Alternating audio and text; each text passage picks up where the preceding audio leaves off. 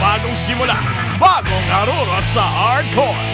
Sa mga unang araw ng Commissioner's Cup, narito na rin ang ating top 5 plays of the week. At number 5, si Mark Pingris. Manggugulat at ipapakitang may lundag pa siya sa kanyang high-flying dunk. Great pass and Pingris throwing it down again. And Mark Pingris, of all the players para dito sa BMEG, one of the guys that has to be their main energy guy.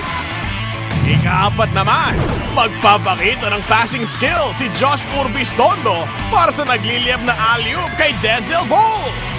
Urbistondo lobs it up! Bowles throws it down! Josh Urbistondo making things happen para sa Llamados. At number 3, mahahagip ang Powerade sa mahangin na windmill dunk ni Duke Cruz. Ronji comes up with a steal, gets it over to Cruz. Showtime in Cuneta! Windmill ang binanat dito ni Duke Cruz. Ikalawa naman, ang Tigers on trial. Tutuldukan ang mabangis na comeback nila kontra Rain or Shine. Dala ng clutch 3-pointer mula kay Gary David. Rebound na kanino, Casio ends up with it. And he goes to Gary D. El Granada buries the three! Nagliliyap na naman ang mga kamay ni Gary D.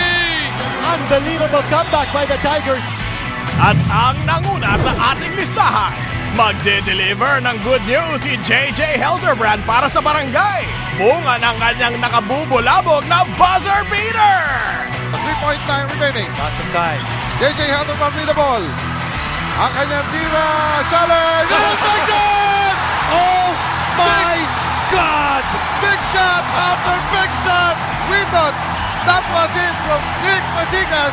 Hindi pa pala nauubusan ang Barangay Ginebra at si JJ Helderbrand. What a game we're seeing here!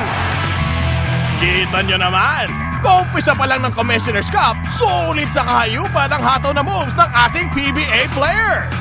Asahan yung sa pagpapatuloy ng ating pambansang liga, madadagdagan pa ang ating matitindi at malulupit na top 5 play.